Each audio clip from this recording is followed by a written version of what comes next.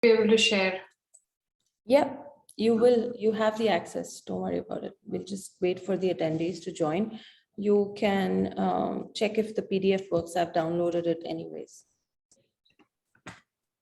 No, I've gone back to Keynote. I prefer that. You don't mind. All right, we're just going to wait for everyone to join.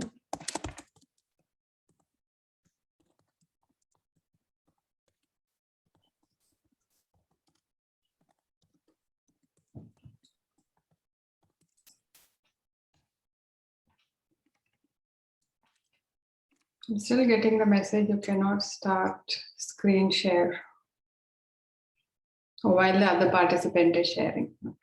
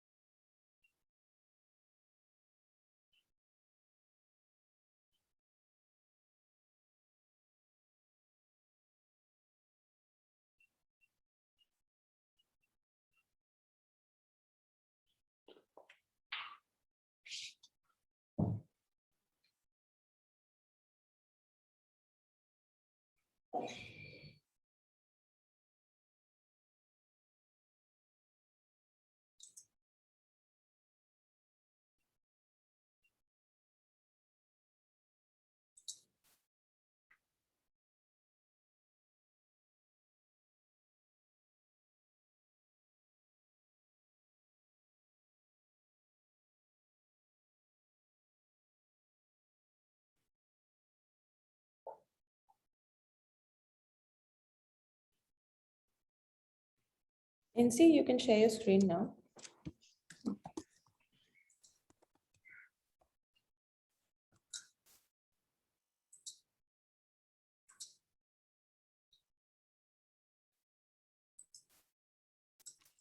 Good morning, everyone. We're going to begin in just a few minutes. We're waiting for a few more people to join so that we don't have people coming in right before the session. And we are, yeah, in another 3 minutes, we'll be good to go.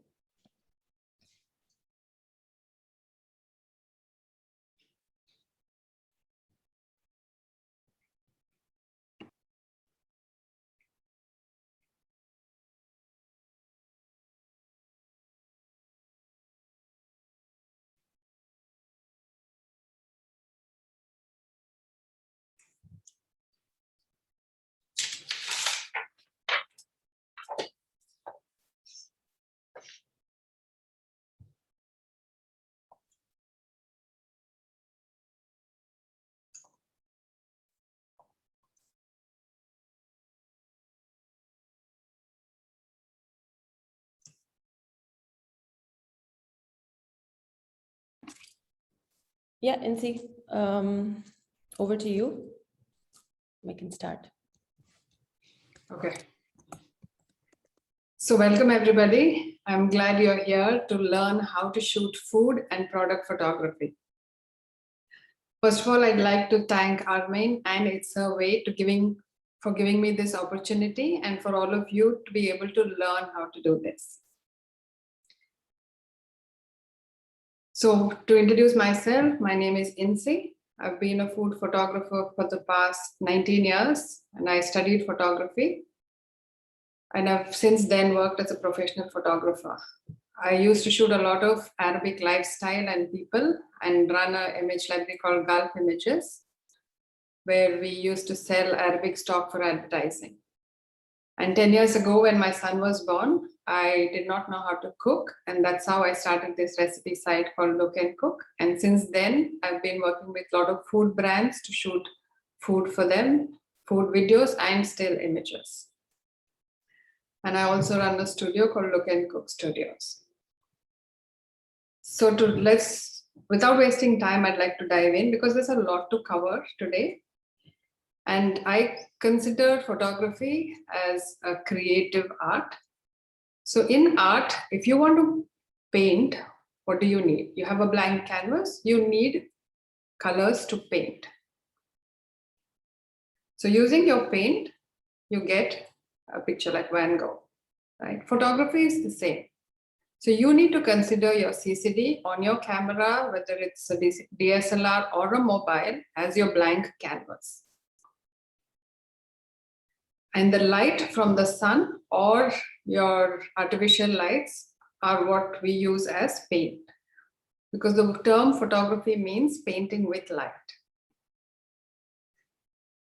So the three other parts of this is you have the canvas, and then you have the lens, or it's our eyes which we look around with. So the lens helps you channel the light onto the CCD. So through the lens, you have different lenses. You have the normal lens, what you saw earlier, and that is what we normally see with our eyes. And then of course you have the wide angle where you can see a lot more, and then you have the tele. So if you do not have light, what do you get? You get a blank black sheet or a black image. And that's how when you click pictures, you have a dark image. That means you don't have enough light. Okay. You have too much light, and then you get a washed out image or a white blank sheet. And when the light is right, you get the right image. So it is very important to understand how to use light to be able to create a picture. Because without light, it's black, and too much light, you have white. And between the black and the white are all the shades that help you create the picture. So whenever you're clicking a picture, you need to look at photography as how you're painting with light. Of late, every phone has a camera, so everybody just clicks without paying attention to the light. So here we're going to cover a little more on how to use the light to get your pictures. So what comes with light? We played a lot with this when we were children. So I'd like to put it in the comments, what comes with light? So with light comes shadow. The shadow will be long or short depending on where the light is. And as children, we've run around and wondered why the shadow is always following us, right? So the photographer's job is to play with the light and the shadow to create the image and create the mood and the feel that comes through the picture. So that's the goal, right? You need to practice. Photography is all about practicing a lot. How much of a theory I give you, only when you try different things would you be able to understand how it works, how light works, how it falls on the object, and therefore practicing is critical. So here in this picture, you can see how when there is on the right side a direct light, sunlight, you get a hard shadow. Whereas if you have if you put like a diffuser and you get soft light, you have no shadows. So how we use the diffuser, I will cover later in the course. But it is important to learn how to use the light to create your picture. So these are some examples of how light comes from different angles to give you a different mood and texture. So I think once you've learned this, when you go out and you observe, you will now begin to see how the light is falling on different objects and therefore creating different textures. So the longer shadow, you will have light coming from the side, lower down. If the sun is higher up, we get very small shadows, and this you need to observe once you go out. So if you see on the picture, the first one with the pancakes, the light is behind. The same way on the with the salad, you can see the light is on the right because the shadow is on the left side.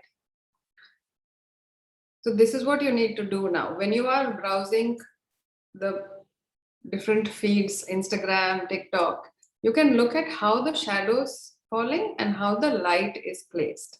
And that will help you understand texture to know how to light your object. Okay, so whether it's a light background or a dark, the story is the same. So now, in this course, we're going to cover how to use daylight to take a picture, right? So if you're indoors, the only way the light comes into our homes or offices or studio is through a window. So the size of your window determines how much light comes in. So for photography's sake, if you had an artificial light, you have a small light and you have big lights. So the same way, if you have a bigger window, you have a lot more light coming in. And if you have a small window, you have little light coming in. The other thing we need to know here is, we've studied this in physics when we were a kid, that the sunlight, the rays of sunlight travel parallel to each other. And that's one of the reasons we have hard shadows when we go out or there is direct sunlight. So what does the window do? If you have an opaque curtain, the curtain diffuses the light. That means when the light is traveling straight, it breaks it up and it goes in different directions. That is called diffusion. So when the curtain diffuses the light, you get soft light. So the size of the window will determine what kind of light you get.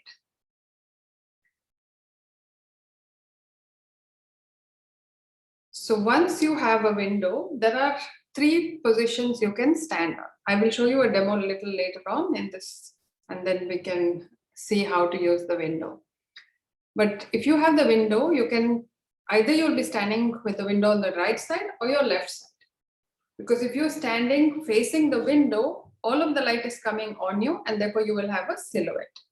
So these are notes I think you should be taking down. So it's like I'm giving you a lot of tips that are shortcut, which you don't need to try to find out.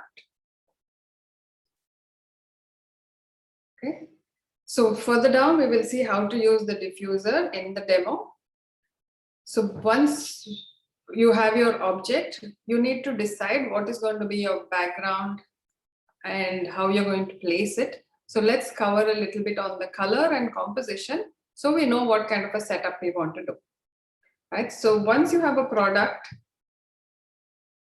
depending on the color of the product, you can choose to have your brand identity, your brand image, either contrasting, or you can have it as complementary. So if you see when it is contrasting, if your product is a blue, you would pick on the opposite side of the circle, say a yellow. And complementary would be some similar shades, right? So if you have a blue product, you can have a darker blue background or a lighter blue background. And the biggest difference in this is, if you have something that's dark and light, the amount of light these objects will absorb and the background will absorb will be different. So it's easier if you have similar colors that are complementary. Therefore, you will not have one highlight and then one very dark. Especially because when you're shooting with daylight, you cannot control the light so much as compared to artificial light, where we can reduce it or increase it, or put it only on part of the object. So it's very important that you should have colors that are very similar in brightness. That way the daylight will be even on all of it, include the background and the image. Okay, so we've seen how to do complementary and contrasting color. So once you've decided on the color, either you can pick a background that is a paper, or you can buy photography backgrounds that are available, or wood textured backgrounds are also available. That's very nice. If you use white backgrounds for product photography, it is Amazon and all of these stores use that. It's a little cold, so a lot of people do use a little more creative, warm colors because that connects with people a lot better. Okay, so these are how you would pick your complementary colors. Okay, so these are examples of how it is very contrasting. A black and a white is opposite sides of the spectrum. They don't look so good, right? In the same way, so these are where you have similar colors. You can see there are grays, browns. These are complementary colors. This is how it would be. Right? These are different examples of how you can use colors. If you see the yellow and blue, it's quite a lot of contrast. Okay. So you need to play around with the colors a bit. Or if you have a brand identity, brand logo, you can stick to similar colors and use the same color for all your images. Okay, these are more examples of photography done with different colors. Okay, so once you've picked your color, a background and some props, we can move on to how to compose it. So in composition, you would have a frame that you would divide into 9 parts. So what is actually composition? I would say that it is just to make the image look very balanced. So to do that without much difficulty, you would divide the frame into 9 parts, right? So this is how it would be. If this is your image, you divide it into 9 parts. So where the arrows are the 1/3 parts. So the top can be 2/3 and 1/3. So image, your main image or your hero should always be placed at the 1/3, 2/3. So in the same way here, the image where the sauce is dropping is at the 1/3 mark. So even when you frame the shot, it should be at 1/3, 2/3 because it gives you a good balance. It feels like the image is stable. If it is too little at the bottom and too much on top, it feels like top heavy. So this is how you get a balanced looking picture.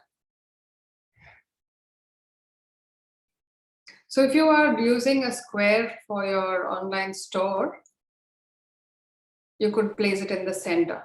But if you have longer horizontal or vertical, then you need to divide it into 1/3, 2/3. In the same way, when you're composing, if you have a horizon like the picture on the right, the horizon or the vertical line where you have the gray and the wood, that should be at your 1/3 mark.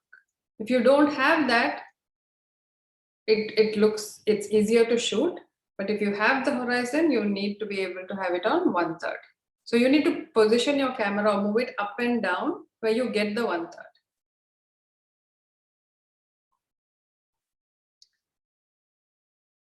Okay, I have a few more minutes.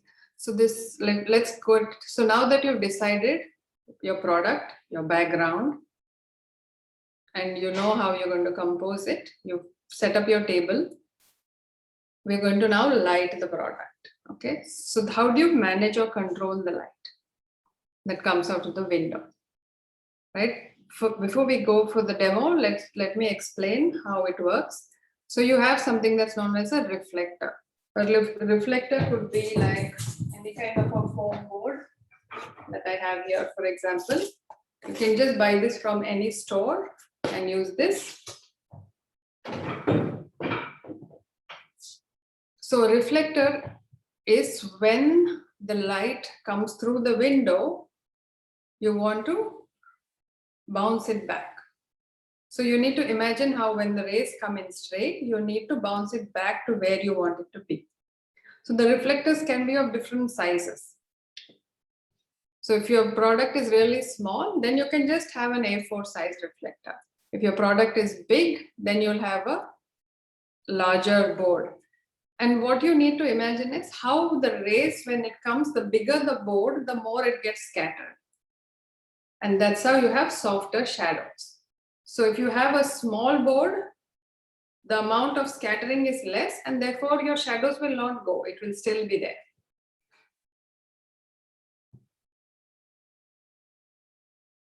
Okay, so this is how it works. The sun comes in, falls on the reflector and bounces back. Right, so it reflects the rays of the sunlight back onto the product. So the next thing you will have is a diffuser. So the diffuser always goes on the side of the window. So if you have a very harsh light, the sun is really strong, but you want to have softer light, you would use something like a diffuser.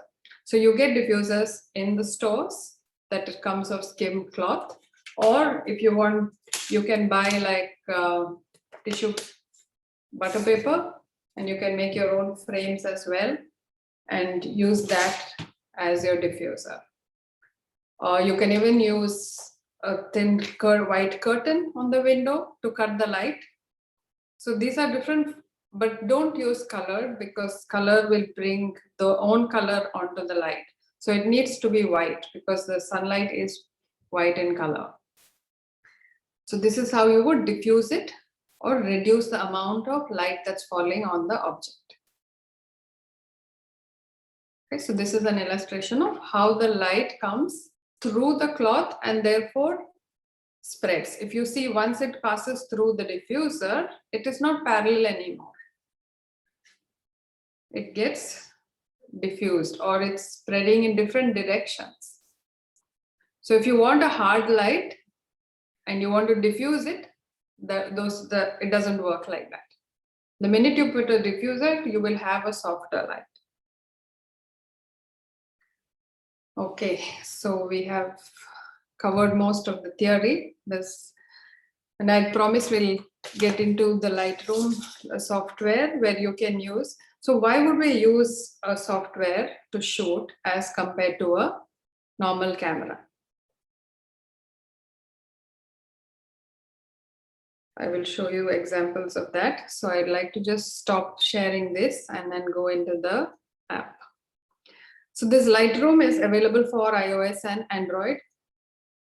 It is free, but you need to register to use it. So you can download it from the App Store while I get on my phone.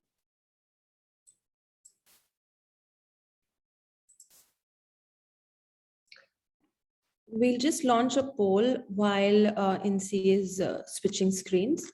And we'd just like to know what kind of equipment you'll use for your photography mainly.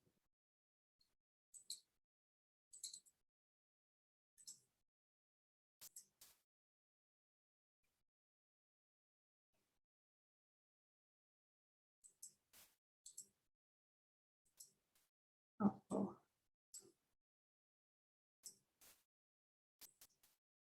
It's not.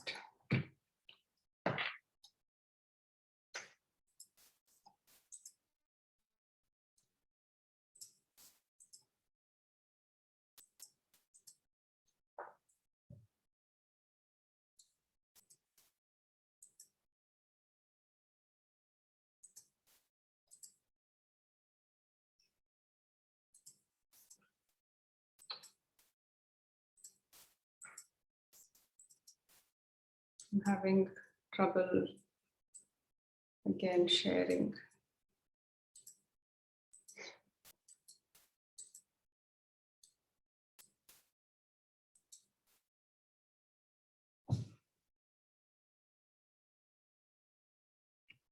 A few more people are remaining to answer the question. If you Yeah, you can ask that while.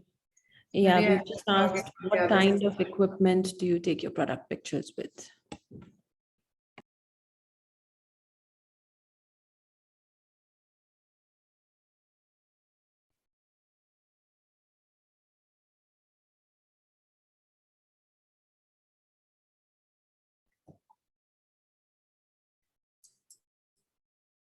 Okay.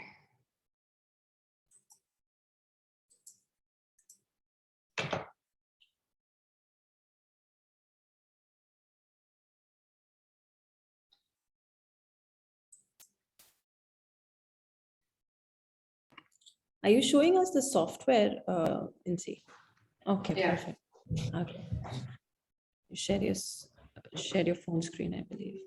All right, just a few more people. If you can answer the question, we'll end the poll. I can see here, and it's kind of interesting how our phones and technology has improved so very well with easy to use apps, that most of our product photography is now done with the iPhone camera. But yeah, quite a bit of you still use DSLRs, which is interesting to note as well. Insy, whenever you're ready, we'll end the poll and continue with your presentation.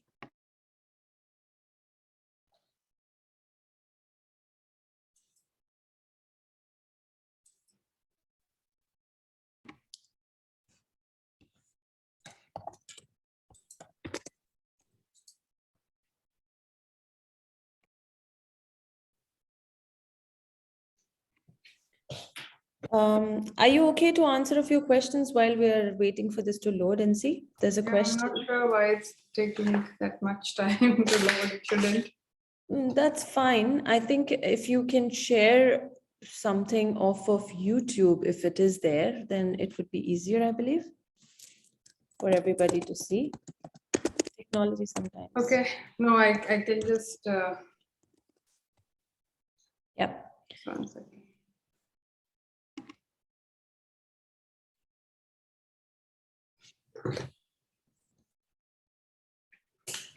Okay. So. Right? Yeah. Okay. All right. So more than 75% people use their iPhones. Okay. That's interesting. So I'll just continue. Can you hear me then? Yes, we can, but we can see your iPhone screen. Yeah. Is that okay. what you're showing? Yes. So I'm going to share the iPhone screen. And at the bottom of this, you can see the camera. This is where you would put it on. Uh-huh. Right. So I've just done a very simple setup for you to see how it works. And if you see on the screen over here, there is automatic. And this is how the camera would shoot if you don't do any settings. On the right side, you can see there is T, that is for tele lens. And this is wide. So these are the features that you get over here that you will not be able to get on your iPhone. Though you zoom in on the iPhone, there are other features here I'm going to share with you. So I'm going to do tele. And the whole idea of using this is you can choose to go professional and make your settings. So auto is where ISO is already set for you. Auto white balance is also, so this auto white balance comes in only when you are shooting, say, in your kitchen and you have different color lights. Okay, so for now, window, I'm going to keep it as white, auto.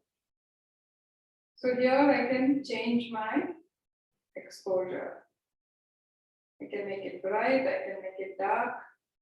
And these are the features you get, which you will not get in your other phone. Yes. So while I'm at it, I'm going to show you how to use the reflector. So if you just keep watching here, the product, it's become dark on the side. And I put the reflector here, you can see how it brightens up. You see? So this is what the reflector does. It bounces the light back onto the product here.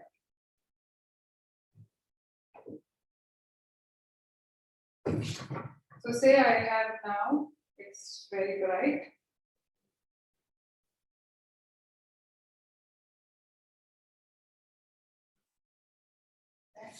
I can use my diffuser to cut the light. So the diffuser will cut the light. So this is how you would use it, the diffuser and the reflector. So between these two, you should be able to, I'm going to stop sharing. Okay, wait, let me just one more thing.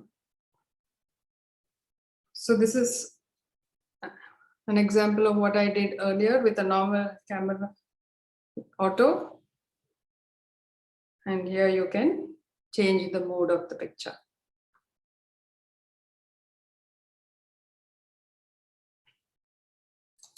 Okay, so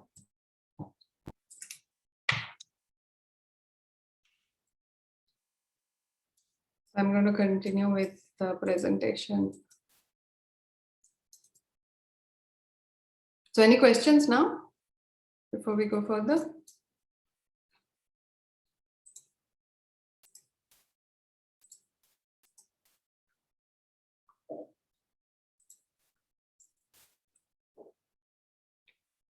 So this is how it was, wide and tele, if you want to have a screenshot.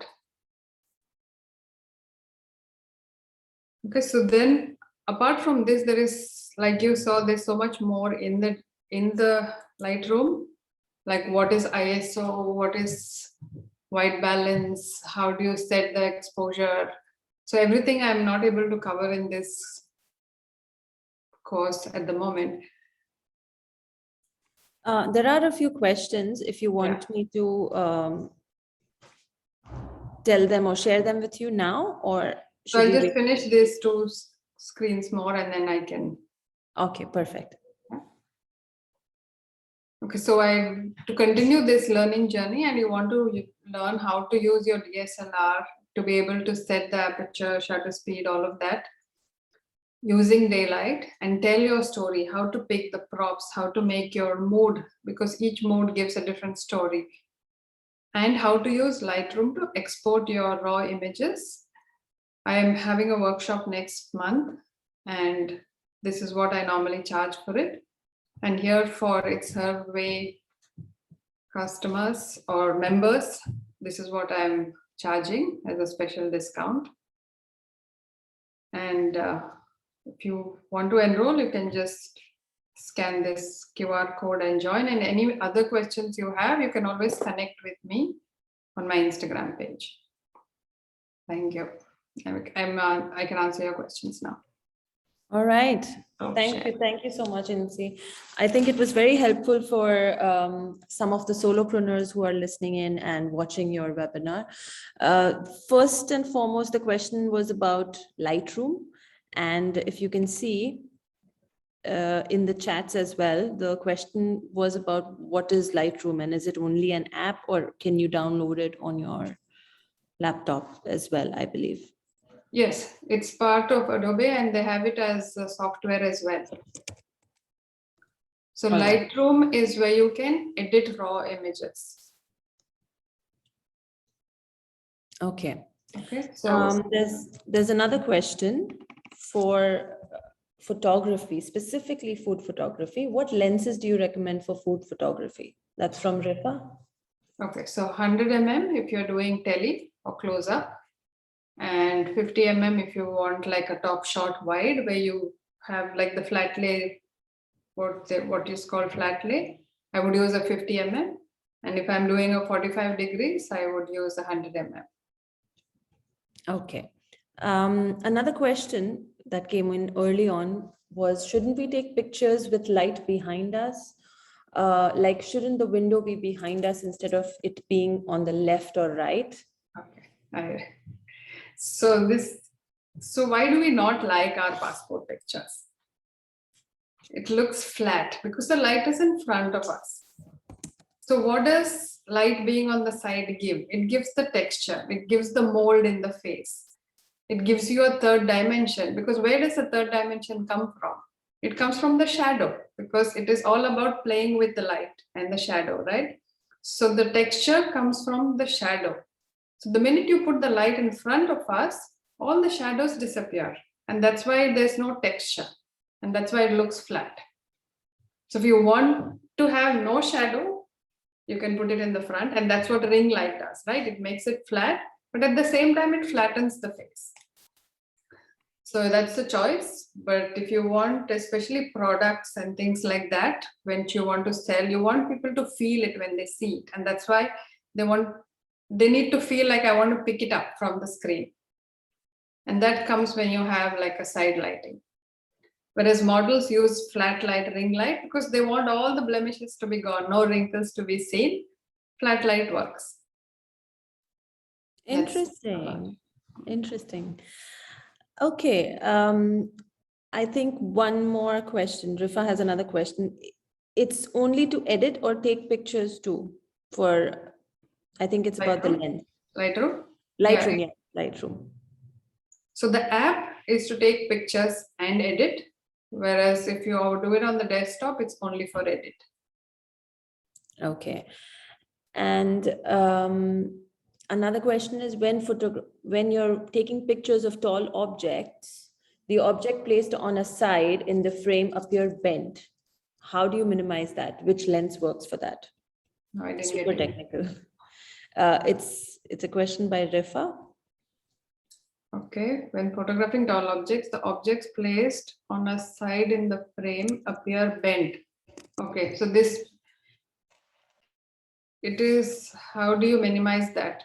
So the lens barrel has a curvature, right? And that's why when you have a straight object and it's too much to the edge, it will appear curved. So the only way is to push it in, keep little space to the side. Don't have the straight line too much to the edge of the frame. It will bend because of the barrel. The only other way is you have a longer lens and you go further away, so the bend becomes less. So it depends on what lens you've used. If you use a wide angle lens, it will definitely bend. So if she can answer that, I can. Right. Yeah, she said right. Thanks. I think Rifa is going to go shopping for new lenses this weekend, seeing from her questions. Okay, she can message me to tell me what she's shooting, then I will recommend the lens. Yeah, I think yes, that would be great. I'll connect you guys. Anybody else? Any other questions, ladies? This was a very interesting session indeed, and there are quite a few technical questions that are coming up, which means we were intently listening in the past 45 minutes. So that's a good one. That's a good sign, Insy. And also about the course that Insy has just given us or shared us the details of. When is it coming up, Insy? What is the date for the next one? I haven't fixed a date yet. I'm sorry. Oh, you haven't fixed a date yet. Okay. No, next month. All right. So next month, basically, first half of the next month, right? Yeah. So we'll announce the dates as and when you finalize them, along with a special coupon code for all the people who've registered for this webinar, as well as the attendees. So Rifa, I'm sure you'd want to take the course. So we'll send you a coupon code for it, which will give you a great discount with an already discounted course that we are seeing. There's another question by Navita. How do you take a picture or in which mode when you have to drop some food in a bowl? Like an action shot. Action shot? Yeah. On a phone, slow motion, I guess, if you want to show it. If it is anything else, it will just run so fast. So you capture it in slow motion. Video, still, right? Okay. Yeah. Sorry, I shoot so much video. I was like... Yeah, still. But you can take a slow-mo and then take a screenshot. Yeah, why would you just, which mode, what do you mean by which mode? That's what I'm trying to figure out. Navita, can you tell us which mode you mean, or just clarify your answer, question?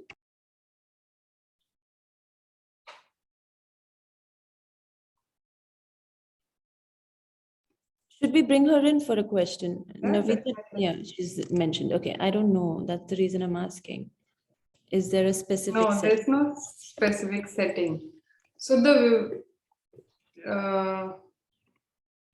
action is captured in a split second, right? So one of the when there is enough light, which is because this is daylight, this problem does not come. You can just click with the iPhone.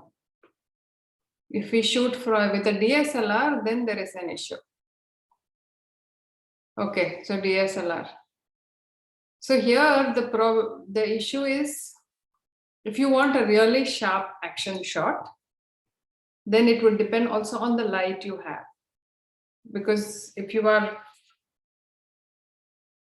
okay, I've never tried this, honestly.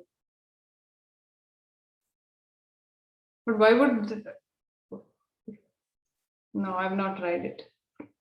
Because I use artificial lights mostly. Yeah, she's saying burst. Yeah. See, it depends. If you burst is like where multiple shots.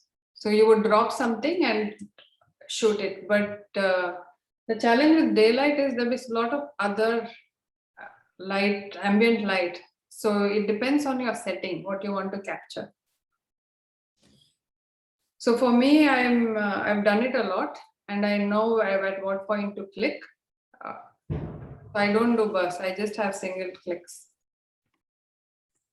Insy, I have a question. I think a few questions from my side, which I had noted down while you were presenting, especially when it comes to static images. Two categories I'm going to ask as examples. One is actual food and chocolates and cupcakes and cakes. You know, they have different colors, different textures, different lights that can reflect on them.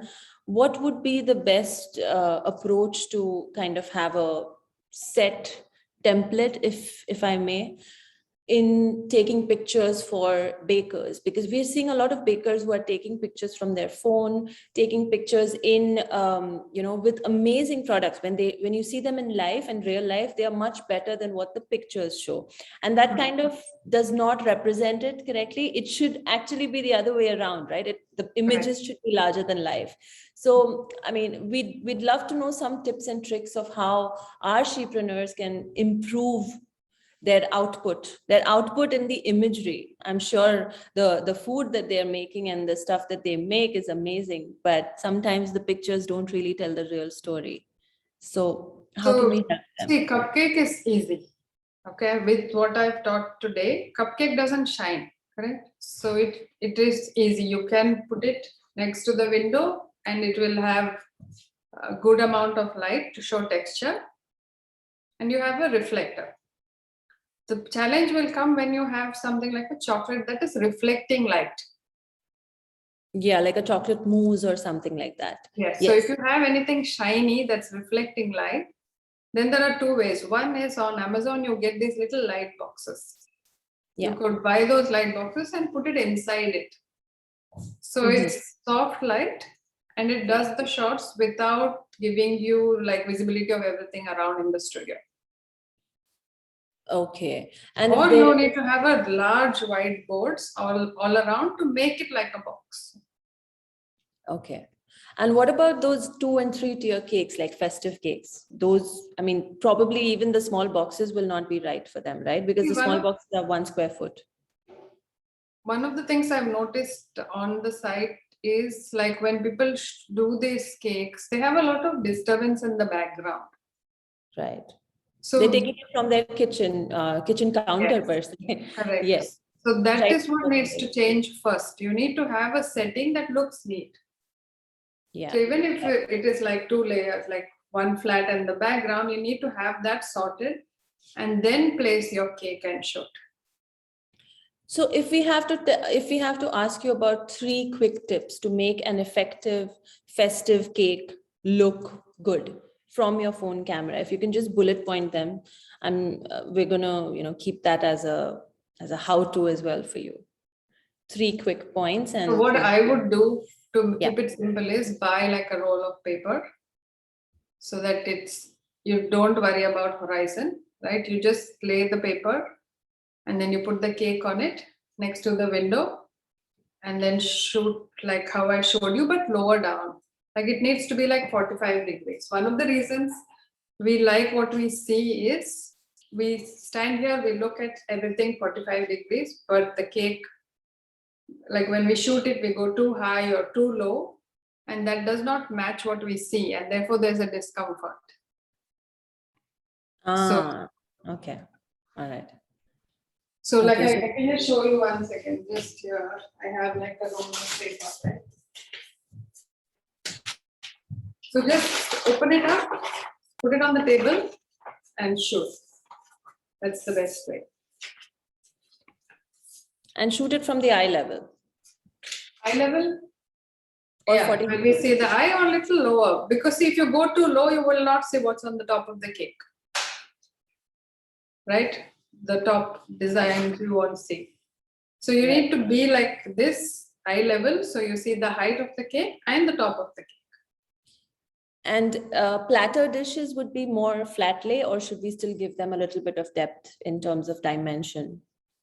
See, if it is just one dish, 45 degrees is better, because flat lay people are using when they have lots of elements in the frame, and it's very easy for somebody who's not a designer to put it together and make it look creative. But the texture of the food does not come across in a flat lay. If you want to feel the food, then it needs to be 45 degrees. So it will also depend a lot on the food. Like a pancake is, if you stack it up, it got height. But like a pizza, you can never shoot so much. Of course, a lot of people do shoot flat lays, but if you see the pizza ads, they're all 45 degrees. Because when you pull that cheese, you see that. If the feeling comes through in 45 degrees. Flat lay does not give it. So yeah. But All right. one thing the one thing I have to add is everybody should get a tripod when they're doing photography, not to do handheld. I think I missed. Why is that? Why is that? Because once you've set the camera, whether it's the phone or the camera, then your hands are free to look at what you're doing and keep going and fixing it till it's perfect. Otherwise, whatever you're getting, every time you shoot, it's a different picture. And how do you improve on it? Yeah, I almost have an idea now to discuss with you right after this webinar, where, for your upcoming photography courses, ItsHerWay can create a package where we actually send them a tripod, a phone handheld tripod based on what they are using, and a small set of reflectors, which is easily available, but it would be a nice way to kind of package it together. Amazing. I think this webinar has been very, very helpful, and we're almost out of time. Insy, thank you very much. I am definitely signing up for your course next month, and so will a lot of us. And we look forward to having that course live on the website so we can quickly go and book ourselves. Is there a recorded, will it be a recorded course or will it be a live web? Live. This one is live. I already have recorded courses on skilletonline.com. Yeah. But this one is live. Okay, perfect.